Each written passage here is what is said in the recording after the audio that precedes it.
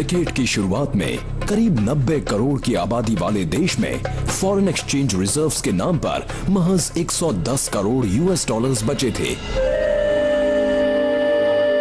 और 1991 में सिर्फ 2 हफ्तों तक आयात जारी रखने के लिए रकम बची थी।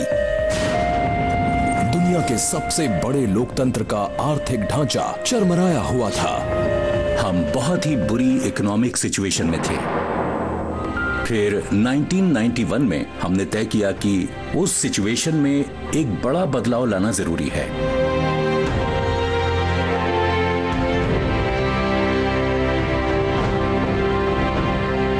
और उसके बाद जो हुआ उससे पूरी दुनिया भारत पर ध्यान देने के लिए मजबूर हो गई।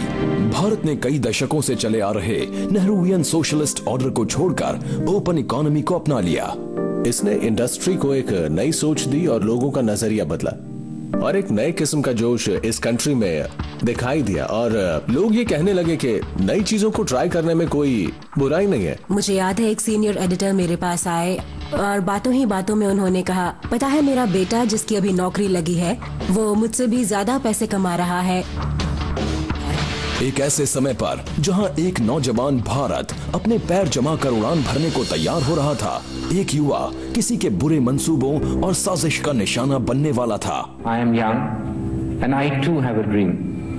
I dream of an India strong, independent, self-reliant and on the front rank of the nations of the world in the service of mankind. हर कोई सदमे में था, गुस्से में था, दुखी था। मेरे लिए तो ये बात बहुत ही दुख पहुंचाने वाली थी क्योंकि वो मुझे अच्छे से जानते थे और मैं उन्हें।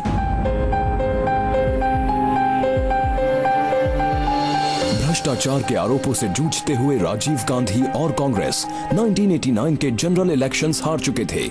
राजनीति में अस्थिरता अपने चरम पर थी। देश 1991 में फिर से चुनाव की ओर जा रहा था और राजीव गांधी के पास एक बार फिर बागडोर संभालने का मौका था।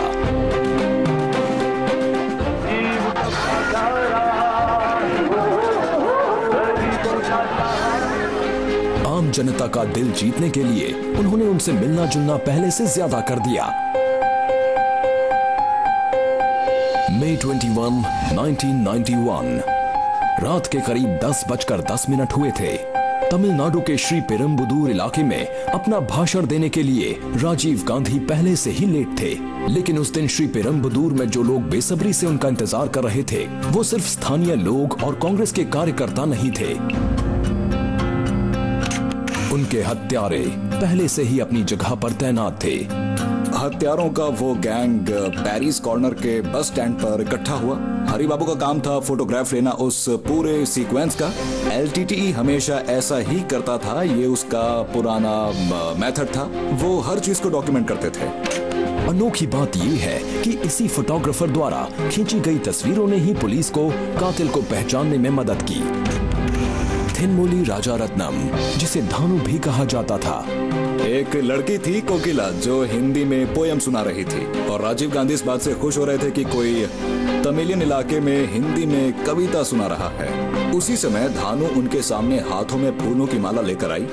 वो सामने आकर रुकी और उसके पास एक छोटा सा बटन था, वो कुछ टॉगल जैसा था।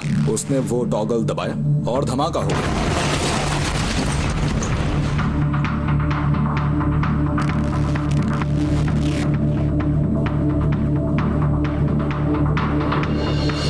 एक बड़ा ही जोशीला इलेक्शन कैंपेन, भारत के सबसे बड़े सियासी परिवार के नौजवान करता धरता और एक भयानक हत्या।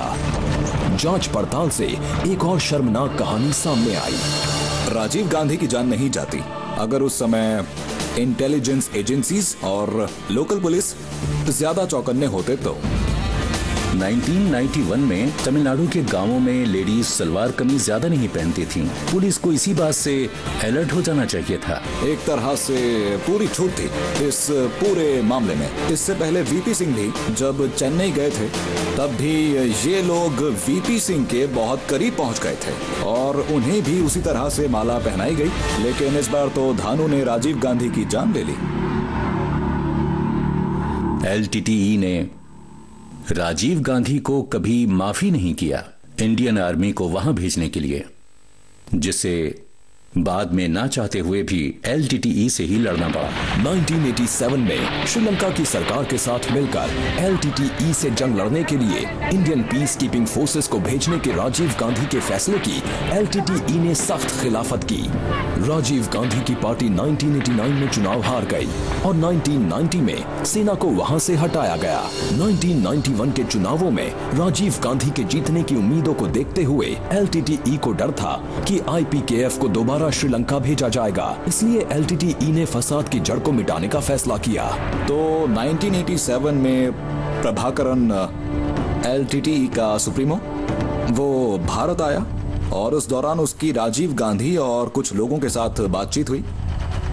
वो कुछ टर्म्स एंड कंडीशंस के सख्त खिलाफ था। दिल्ली में ही हमें खबर मिली थी कि उसके साथ जो बर्ताव हुआ वो उससे खुश नहीं था और उसने फैसला किया राजीव गांधी को मारने का।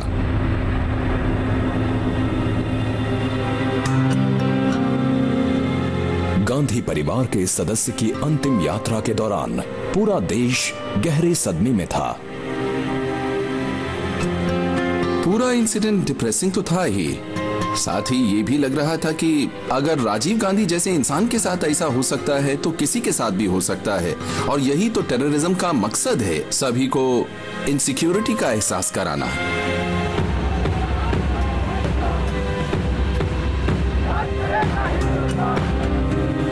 I am young and I too have a dream. I dream of an India strong, independent, self-reliant and on the front rank of the nations of the world in the service of mankind. एक युवा दूरदर्शी का सपना तो अधूरा रह गया, पर 90s बड़े सपने देखने वाले एक युवक की उड़ान के लिए सही था। और उनके बड़े सपनों का उनकी छोटी उम्र से कोई लेना देना नहीं था। I was in love with Sachin Tendulkar.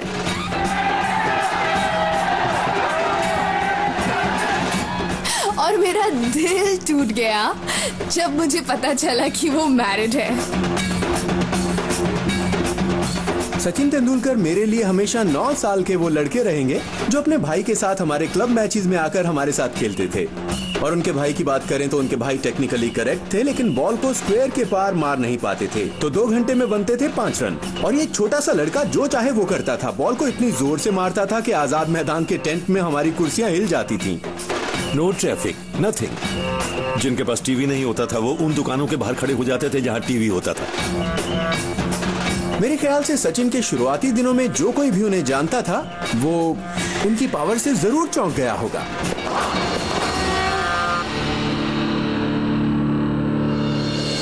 अगस्त 1990 में मैनचेस्टर के ओल्ड ट्रैफर्ड में टेस्ट सेंचुरी से लेकर ऑस्ट्रेलिया में अनबीटन 114 रनों तक, और फिर मिड 90s में वो इंडिया के ओपनिंग बैट्समैन बन गए।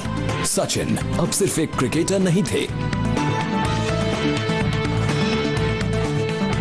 मैं कभी भूल नहीं सकती द डेजर्ट स्टॉर्म, वो शारजा का मैच जब पूरा स्टेडियम खड़े होकर उनके लिए तालियां बजाने लगा। मेरे लिए तो वो उनका सबसे आइकॉनिक मोमेंट था। मास्टर ब्लास्टर ने न सिर्फ इंडियन क्रिकेट का चेहरा बदल कर रख दिया, बल्कि उनकी कामयाबी की दास्तान भारत के उन करोड़ों युवाओं के लिए इंस्पिरेशन बन गई जो अभी बस सपने देखना सीख रहे थे। सचिन भारत की शान बन चुके थे। एक जर्नलिस्ट के तौर पर मुझे याद नहीं आता कि 14 साल की उम्र में किसी भी खिलाड़ी की उस कदर तारीफ हुई हो जिस कदर सचिन तेंदुलकर की हुआ करती थी। पर कई लोगों का मानना है कि इस लेजेंड को एक बड़ा फायदा मिला, और वो है वो शानदार दौर जिसमें वो खेल रहे थे। 90s में सैटेलाइट टेलीविजन की भी भारत में शुरुआत हुई और तेंदुलकर को इंडियन टेलीविजन का पहला सैटेलाइट स्पोर्ट्स हीरो कहा जा सकता है। Sachin, have a Pepsi. Pepsi? Nothing official about it. Gavaskar black and white जमाने के हीरो थे। कपिल देव 80s में छाए हुए थे, वो ट्रांजिशन पीरियड था कलर टेलीविजन की ओर। पर satellite television, Sachin Tendulkar satellite television के पहले आइकन हैं। उनका अचीवमेंट सिर्फ उनका ही है, पर मुझे लगता है कि वो अचीवमेंट पूरी दुनिया के सामने लाया गया क्योंकि अचानक इंडिया एक मार्केट बन चुका था। जैसे ही मार्केट्स खुले, खूब सारे प्राइवेट टेलीविजन चैनल्स और इंटरनेशनल ब्रांड्स भारत को आजमाने और परखने के लिए आए और दोनों ही उन नए हीरोज की तलाश में थे जो लोगों में दिलचस्पी जगाकर कारोबार बढ़ाएं, और तेंदुलकर परफेक्ट पैकेज थे। सचिन जैसे इंसान ने जिस तरह का टैलेंट, जो कामयाबी हासिल की है और जिस तरह का मीडिया एक्सपोजर खासकर टेलीविजन ने उनको दिया, they became larger and larger and larger than life. वो चाहे फील्ड पर हो या उसके बाहर, पूरा देश एकजुट होकर सचिन का गुणगान कर रहा था। लेकिन उसी डेकेड में कहीं और एक बड़े पैमाने का झगड़ा फसाद अपने चरम पर पहुंच रहा था। कश्मीर एक रोमांटिक सॉन्ग लोकेशन से बदलकर मतभेदों और राजनीति का केंद्र बनने जा रहा था।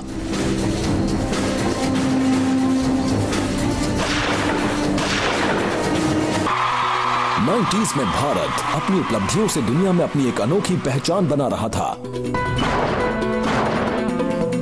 साथ ही ये डेकेड पहले कभी न देखी गई अफरा तफरी और तकलीफों का गवाह भी बना।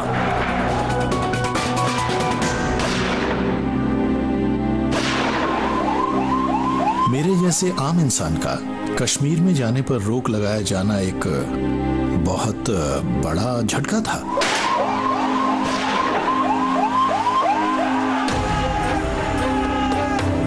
मिलिटेंट्स खुलेआम AK-47 राइफल्स लहराते हुए श्रीनगर की गलियों में घूमते नजर आए, जिसकी शुरुआत हुई थी 80s के आखिर में शुरू हुई आजादी की मांग के साथ। हालात बदतर होते गए और हिंसा की वारदातें लगभग हर रोज सुर्खियों में आने लगी।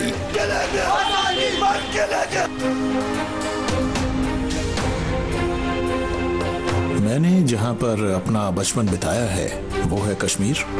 उसे उस दर्द और उथल पुथल से गुजरता देखकर और किसी भी मजहब पर किसी भी किस्म का हमला होना, ये इंसानियत के लिए खतरे की घंटी है। खतरे की घंटी असल में मिड 80s के आसपास ही बज गई थी। कश्मीरियों के आक्रोश के पहले संकेत ऐसी जगह देखे गए जिसकी उम्मीद नहीं थी। एक बार एक क्रिकेट मैच खेला जा रहा था जो मेरे ख्याल से इंडिया और वेस्ट इंडीज के बीच था, और श्रीनगर में भीड़ ने सामने वाली टीम को चीयर करना शुरू किया, यानी कि वेस्ट इंडीज के लिए। और तब हमें पहला साइन मिला कि कहीं ना कहीं कुछ गड़बड़ है, क्योंकि तब तक टेलीविजन लाइव हो चुका था। अलगाव के एहसास की आग धीरे धीरे सुलगकर एक जबरदस्त सेपरेटिस्ट मूवमेंट बन गई। कई लोगों का मानना है कि 1987 के चुनाव ने यह तय कर दिया कि कश्मीर किस राह चलेगा। 87 के इलेक्शंस टर्निंग पॉइंट थे। तब जो इलेक्शंस हुए उन्हें फ्री एंड फेयर इलेक्शंस नहीं माना गया। उनमें से ज्यादातर इलेक्शंस में गड़बड़ी हुई। मुझे अब भी याद है, कई साल बाद मैं सैयद सलाउद्दीन से मिला। तब तक वो हिजबुल मुजाहिदीन का लीडर बन चुका था। मुझे याद है उसने मुझसे कहा था कि पता है, मैं श्रीनगर में PWD मिनिस्टर बन जाता अगर उस समय इलेक्शन में गड़बड़ी ना हुई होती तो। उसका एजेंट था यासिन मलिक। इलेक्शन में वो लड़ रहा था। अगर वो इलेक्शन जीत जाता तो क्या पता, शायद वो सरकार में एक मिनिस्टर होता और यासिन मलिक उसका सेक्रेटरी। और हुआ ये कि यासिन मलिक JKLF का हेड बन गया और सलाउद्दीन हेड बन गया हिजबुल मुजाहिदीन का। आने वाले डेकेड में हिजबुल मुजाहिदीन और जम्मू कश्मीर लिबरेशन फ्रंट दोनों आतंकवाद का माहौल फैलाकर आजाद कश्मीर की मांग करने लगे। इससे घाटी में हमेशा के लिए सांप्रदायिक तनाव बन गया।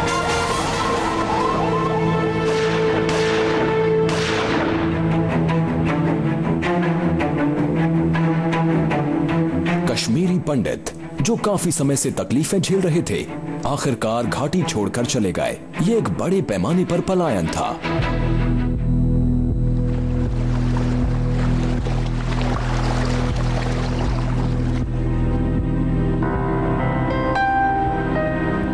जब भी मैं कश्मीर जाता हूं तो बहुत दुखी होकर लौटता हूं। वो दुनिया की सबसे खूबसूरत वादियां हैं, लेकिन वहां हिंसा हमेशा के लिए है। I mean, it's beautiful but frozen. घाटी की हर दीवार पर गोलियों से बने छेद दिखने लगे और 90s एक इमारत को गिराए जाने का गवाह भी बना, जिससे पूरे देश में सांप्रदायिक तनाव पैदा हो गया।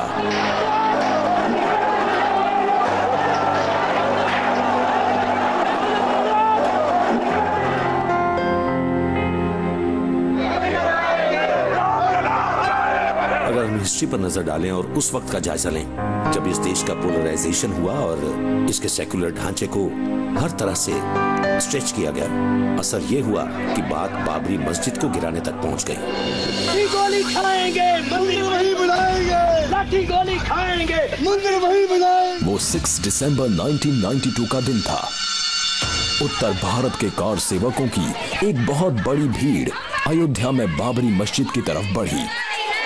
उनके सर पर जुनून सवार था कि किसी भी हाल में उन्हें राम जन्मभूमि को दोबारा अपने कब्जे में लेना है।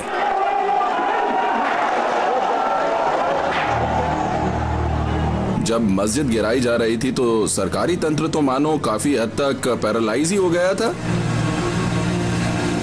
बाबरी मस्जिद के गिराए जाने से हिंदू मेजॉरिटी के एक्सट्रीम एलिमेंट्स को एक मकसद मिला, चलो अब राम मंदिर बनाते हैं। आडवाणी जी इस अपॉर्चुनिटी को भांप गए। कहाँ राम का जन्म हुआ था, दोनों धर्मों के कट्टरपंथियों ने आवाज उठाई और नतीजे के तौर पर हुई भारी तबाही। लेकिन जो बाबरी मस्जिद को गिराने खुद वहां मौजूद थे, उनके लिए ये उस किस्से का खात्मा था जिसकी शुरुआत 90s में हुई थी। जो हिंदू हित की बात करेगा वही देश पे राज करेगा। मुझे अब भी याद है रथ यात्रा का वो नारा। 25 सितंबर 1990 बीजेपी के अनुभवी नेता LK आडवाणी अपने टोयोटा के रथ पर गुजरात के सोमनाथ मंदिर से निकल पड़े। बीजेपी के एक और बड़े नेता स्वर्गीय प्रमोद महाजन के रथ का सुझाव देने से कार सेवकों और वॉलंटियर्स को जुटाने में कामयाबी मिल रही थी। रथ यात्रा ने सांप्रदायिकता को एक बड़ा राजनीतिक मुद्दा बना दिया। इस यात्रा में जबरदस्त नारेबाजी हुई और खूब भड़कीले भाषण भी दिए गए। जो हमारे मन में है वो हमारी वाणी पर है, जो हमारी वाणी पर है वो हम कृति में उसको कार्यान्वित करते हैं। और यदि बाबा के नाम की मस्जिद नहीं बनेगी तो क्या बनेगा? वो क्या बनेगा?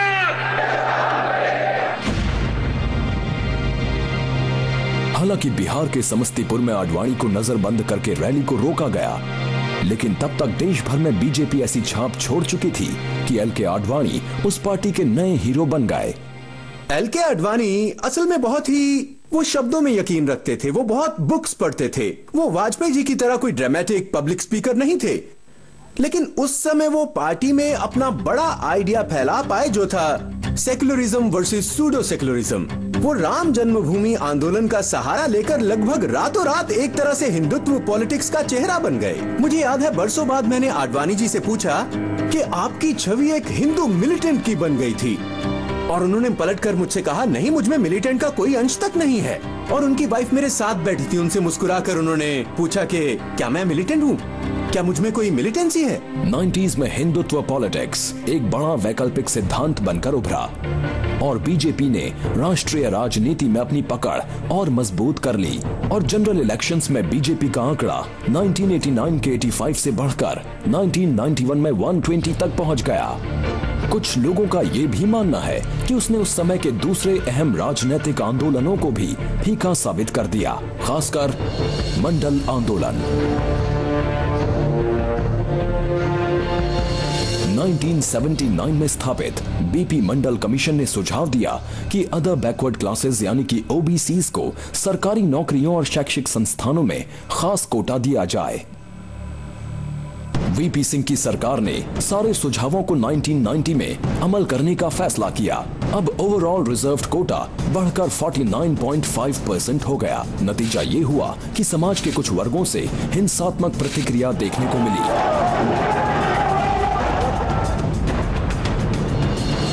मैंने देखा कैसे नौजवान खुद को मार रहे थे, जिंदा जला रहे थे। मंडल आंदोलन और मंदिर का आंदोलन असल में दोनों ही कुछ बरसों से पनप रहे थे। जिस तरह से दोनों को एक दूसरे के खिलाफ लाने के लिए बढ़ावा दिया गया, बीजेपी ने तय किया कि उसे आडवाणी रथ यात्रा का सरकारी तौर पर साथ देना है और उसका हिस्सा भी बनना है। ये तब हुआ जब VP सिंह मंडल रिजर्वेशंस को संवैधानिक तौर पर लागू करने जा रहे थे। तो मंडल की राजनीति को मात देने के लिए बीजेपी की तरफ से कमंडल का हथकंडा अपनाया गया था। और फिर राजनीतिक पार्टियों ने लोगों को अपनी सोच और समझ को छोड़कर अपने समुदाय के नेताओं को वोट देने के लिए बढ़ावा दिया। आखिर में उसका नतीजा ये निकला, एक्सट्रीम ओपिनियंस और एक्सट्रीम रिएक्शंस।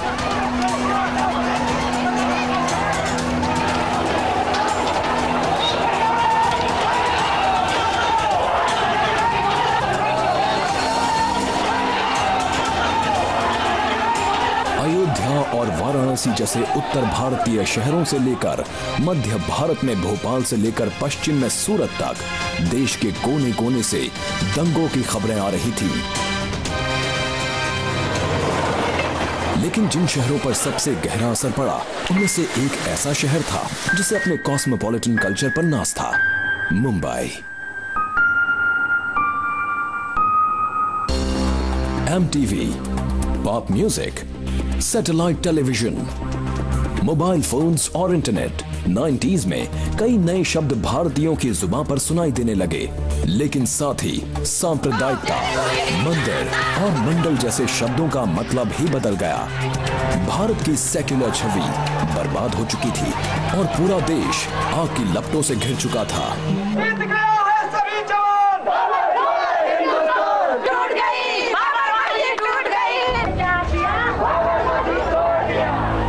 बाबरी मस्जिद को गिराए जाने के खिलाफ देश भर में आवाजें उठने लगी।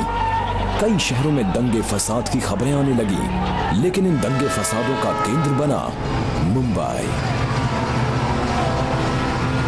किसी को पता चलने से भी पहले हसीन सपनों का यह शहर अचानक एक ऐसा डरावना सपना बन गया जिसे देखकर एक आम मुंबईकर दहल गया। हम एक्चुअली एयरपोर्ट पर फंस गए क्योंकि उन्होंने कहा इट्स बेटर कि अगर आप टेक ऑफ करके मुंबई में लैंड ना करें क्योंकि मुंबई के हालात ठीक नहीं हैं।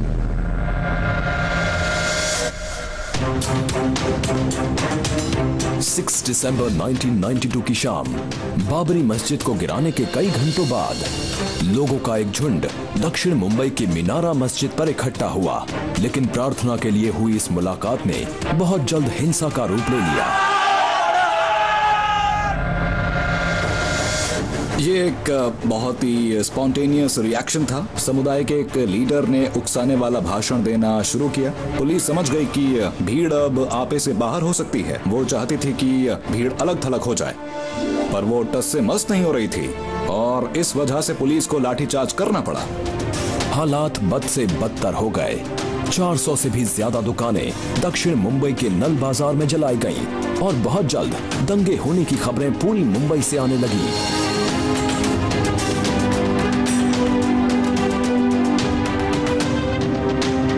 उसके बाद शहर के कई हिस्सों में कर्फ्यू लगाया गया।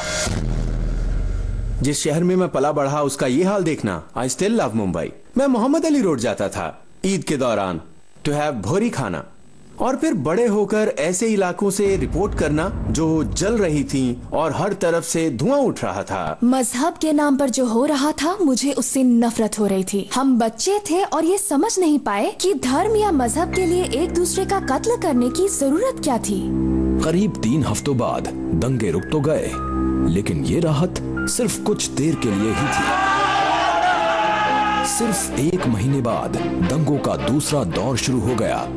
भिंडी बाजार में एक सड़क थी जिसके एक तरफ हिंदू रहते थे और दूसरी तरफ मुसलमान, और अचानक वो एक दूसरे के खिलाफ नारेबाजी कर रहे थे और हमें ये महसूस होने लगा था कि मेरी मासूम खूबसूरत मुंबई को क्या हो गया है। सड़क के एक तरफ के हिंदू और सामने वाले मुसलमान एक दूसरे के खून के प्यासे हो चुके थे। बहुत सारा डैमेज हुआ था, कई लोग मारे गए थे, बहुत सारी प्रेशियस लाइव्स। ये हम सब के लिए एक बहुत बड़ा झटका था, मोर देन एनीथिंग एल्स। एक ऐसा झटका जिसमें मुंबई जैसे कॉस्मोपॉलिटन सिटी में 900 लोगों की जान गई और शहर 2 टुकड़ों में बंट गया। पर मुंबई के लोग इस बात से अनजान थे कि सबसे बड़ा झटका तो अभी बाकी है। एक मामूली झगड़े ने पूरे शहर को हिलाकर रख दिया।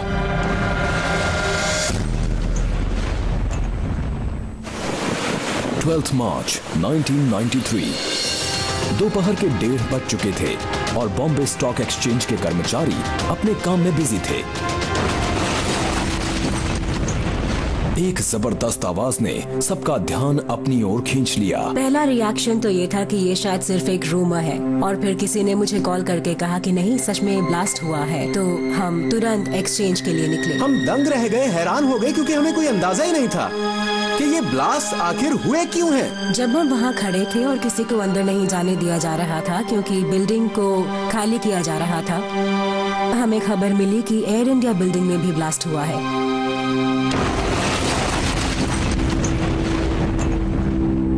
शहर में 2 घंटों में 10 बॉम्बिंग्स हुई और 2 जगहों पर टाइगर मेमन के गुंडों ने अपने हाथों से हैंड ग्रेनेड्स भी फेंके। Ibrahim Tiger Memon underworld don Dawood Ibrahim के खास करीबी साथियों में से एक था। दाऊद डी कंपनी का लीडर था, जो दुनिया की सबसे खतरनाक क्रिमिनल ऑर्गेनाइजेशंस में से एक है। हम सब इस बात से डरे हुए थे कि न जाने अगला ब्लास्ट अब कहाँ होगा। साथ ही साथ ये भी लगा कि उन्होंने ऐसा किया क्यों? कोई इस शहर के साथ ऐसा कैसे कर सकता है? 1993 में हमें टेररिज्म के बारे में ज्यादा पता नहीं था। हम अंडरवर्ल्ड के बारे में जानते थे, हम दाऊद इब्राहिम जैसों को जानते थे, उनके गन फाइट्स की खबर थी, पर हमें आरडीएक्स का नहीं पता था। मुझे याद है तब के पुलिस कमिश्नर मिस्टर सामरा ने मुझसे कहा, राजदीप, इन बॉम्ब ब्लास्ट में आरडीएक्स का इस्तेमाल हुआ है। मैंने पूछा, sir RDX? What is this RDX? आम इंसान अब आरडीएक्स जैसे शब्दों से वाकिफ हो रहा था।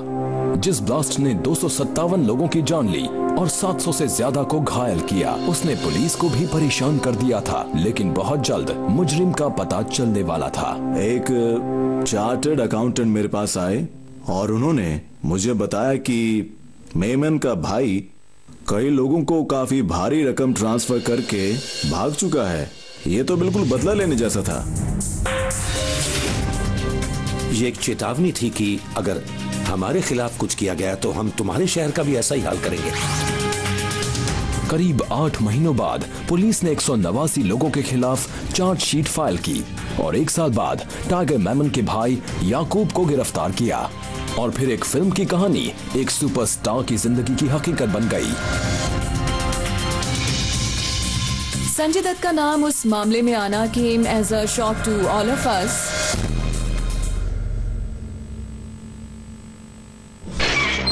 संजय दत्त उस वक्त एक बड़े बॉलीवुड स्टार थे और उन पर अपने पास गैर कानूनी तौर पर AK-56 राइफल रखने का आरोप लगा। वो हथियार उस असले के उस कंसाइनमेंट का हिस्सा थे जो मुंबई में ब्लास्ट करवाने वालों के लिए था। वो मेरे साथ मॉरिशस में शूटिंग कर रहे थे, फिल्म थी आतिश। जैसे ही वो मुंबई एयरपोर्ट पर वापस लौटे, कॉप्स ने उन्हें अरेस्ट कर लिया। Caught him at the airport. Sanjay Dutt आतंकवाद के इल्जाम से तो बरी हो गए, लेकिन उन्हें गैर कानूनी तौर पर हथियार रखने के लिए 5 साल की कैद की सजा सुनाई गई।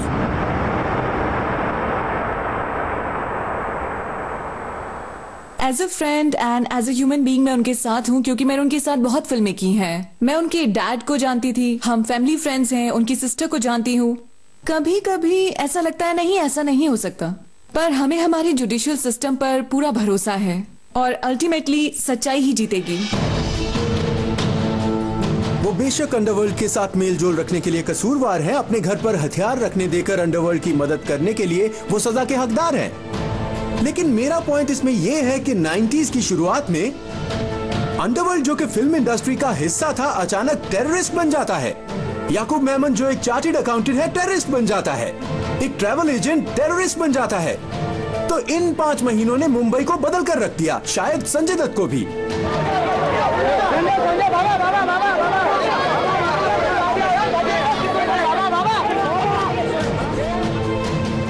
90s में फिल्म इंडस्ट्री और अंडरवर्ल्ड की सांठगांठ से सभी वाकिफ थे,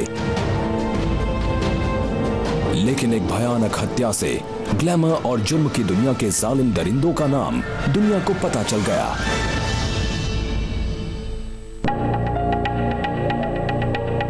म्यूजिक मुगल गुलशन कुमार ने फिरौती की रकम देने से इनकार कर दिया।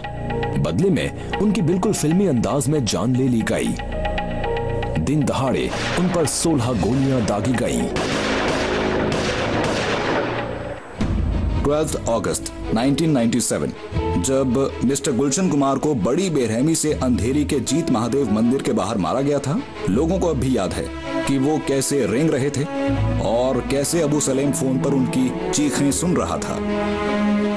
मकसद सिर्फ बॉलीवुड को डराना था और बॉलीवुड इससे काफी हद तक डर भी गया था। कई लोगों का मानना था कि बॉलीवुड एक बेरहम दुश्मन को झेल रहा है जो उनके डर के सहारे पनप रहा था।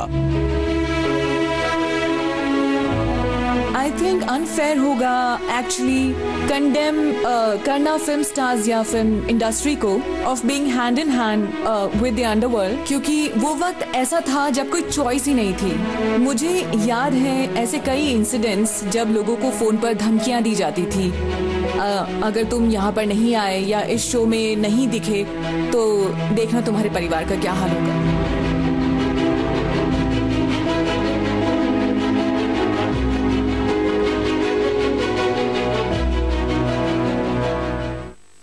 मंदिर, मस्जिद, म्यूजिक और मर्डर के दौर में भारत के मिडिल क्लास में एक नया जोश था। उसमें इतना कॉन्फिडेंस था कि इंटरनेशनल प्लेटफॉर्म्स पर छा सके। To go on to become an ambassador of peace, goodwill, harmony and compassion and try and do full justice to our motto, beauty with a purpose. Remember people, I'll always be there for you. Thank you. Oh my God, these are really beautiful women. और वो बहुत ही intelligent भी हैं। वो कितनी कमाल की बातें कर रही हैं। It's really cool कि ऐसी लड़कियां हमारे देश को रिप्रेजेंट कर रही हैं इंटरनेशनल प्लेटफॉर्म पर।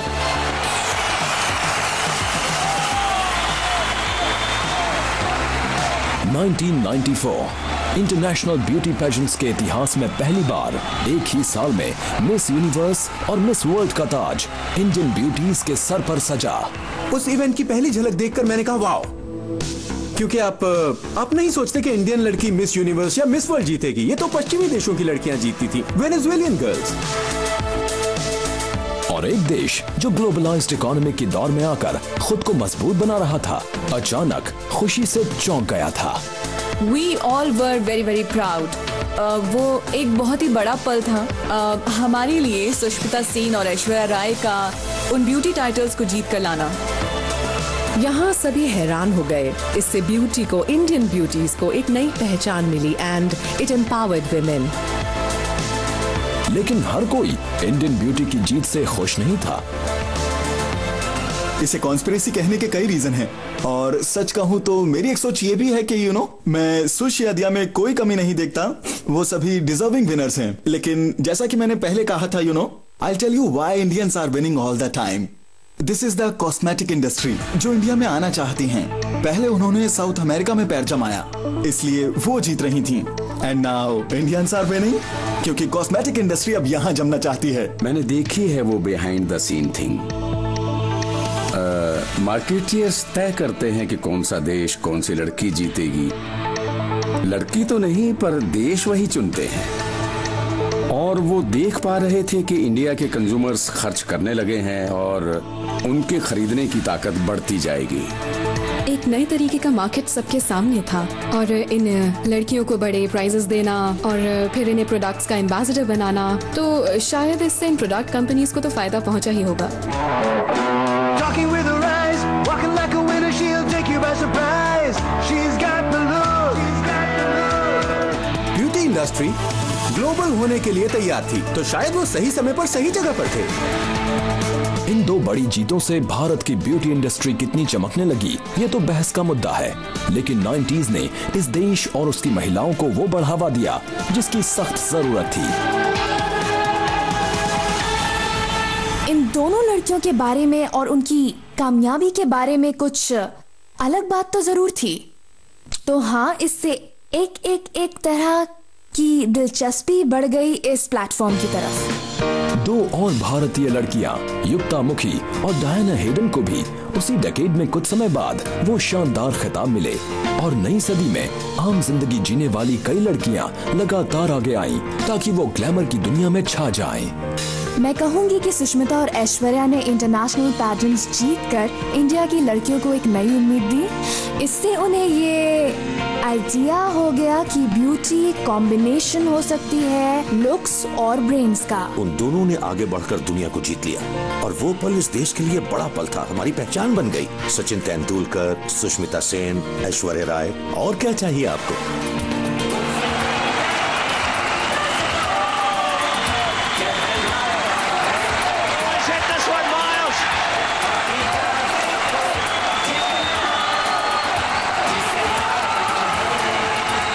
जी हाँ, भारत अब किसी से भी टक्कर ले सकता था और शायद वजह वो दूध था जो ये देश पी रहा था और ये देवताओं का भी मनपसंद था। अचानक से गणपति जी ने दूध पीना शुरू कर दिया। अगर ऐसा हुआ भी तो मेरा सवाल ये था कि उन्होंने पहले ऐसा क्यों?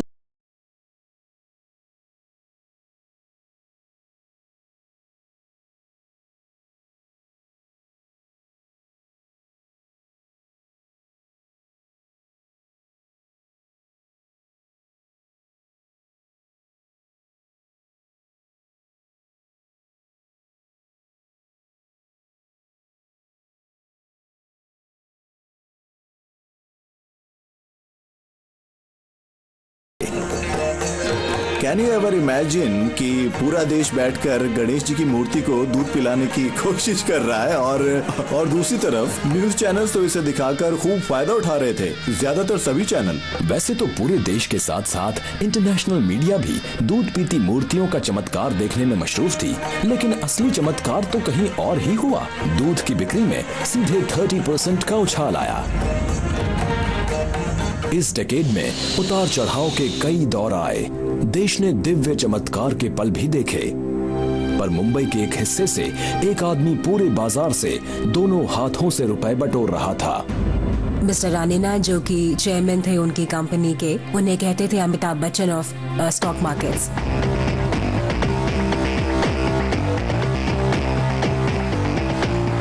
और शेयर बाजार के इस सुपरस्टार ने साबित कर दिया कि वो अपने काम में बाकियों से ज्यादा माहिर था। बदनाम स्टॉक ब्रोकर हर्षद मेहता ने सरकार के सिक्योरिटीज के कारोबार में कमियों का फायदा उठाकर मार्केट में अपनी चाल चलकर 4000 करोड़ रुपए बटोर लिए। हमारी सरकार ने, हमारे सिस्टम्स ने और हमारे बैंक्स ने भी आखिर ये होने कैसे दिया? मैं सोचने लगा अगर आपका दिमाग तेज है तो आप रातों रात 500 करोड़ कमा सकते हैं। इस स्कैम ने सबको हैरान परेशान कर दिया था, लेकिन इसकी शुरुआत बहुत ही छोटी और मामूली थी। उन्होंने पहले सिस्टम को समझा। सिक्योरिटी स्कैम होने की एक और वजह यह भी थी कि बैंक्स अपनी ट्रेजरी को ब्रोकर्स को चलाने दे रहे थे और इसीलिए शायद ऐसा हो रहा था कि उन ब्रोकर्स को दिए जा रहे थे चेक्स जो थे करीब सैकड़ों करोड़ों रुपए के उनके अकाउंट में। एक ऐसे दौर में जहां डिजिटाइजेशन होना दूर दूर तक नामुमकिन लग रहा था, ब्रोकर्स गवर्नमेंट सिक्योरिटीज के कारोबार के लिए एक अहम लिंक बन चुके थे। हर्षद मेहता ने इसी का फायदा उठाया। बस इस बार किस्मत ने उनका साथ नहीं दिया।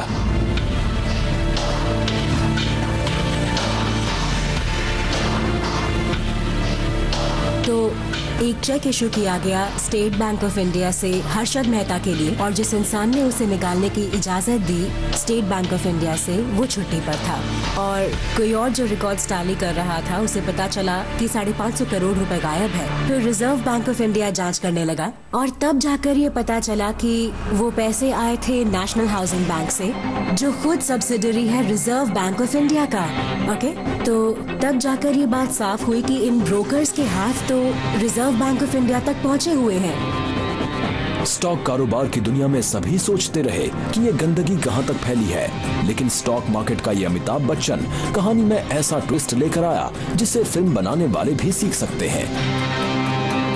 और फिर हुई एक बड़ी प्रेस कॉन्फ्रेंस जिसमें राम जेठमलानी और महेश जेठमलानी ने कहा कि प्राइम मिनिस्टर को रिश्वत दी गई है। मुझे लगता है कि ऐसा बिल्कुल हुआ था। मामला ठंडा पड़ गया क्योंकि अंदर ही अंदर समझौता कर लिया गया।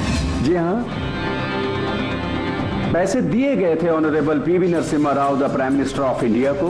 लोग किसी भी स्कैम को इंसानी नाम नहीं देते, लेकिन अगर किसी स्कैम को इंसानी नाम देना ही है तो वो हर्षद मेहता स्कैम नहीं होगा, वो होगा पीवी नरसिम्हा राव स्कैम। ये शब्द जितने चौंकाने वाले हैं, ये डकैत भी उतना ही हैरान करने वाला रहा। इमारतें तोड़ी जा रही थी और रिकॉर्ड्स भी। आतंक ने कई रूप अपना लिए तो उससे लड़ने का जज्बा भी बढ़ा। कहीं करियर वक्त से पहले खत्म हुए तो कहीं किसी की कामयाबी बढ़ती गई। 90s में स्कैम्स, स्कैंडल्स और दंगे फसादों का बोलबाला रहा। तो उसी दौर में पूरा का पूरा देश एक नई उड़ान भरने को तैयार था। जब 100 करोड़ लोग एक महान भारत का सपना देख रहे थे, तब आप कहां थे?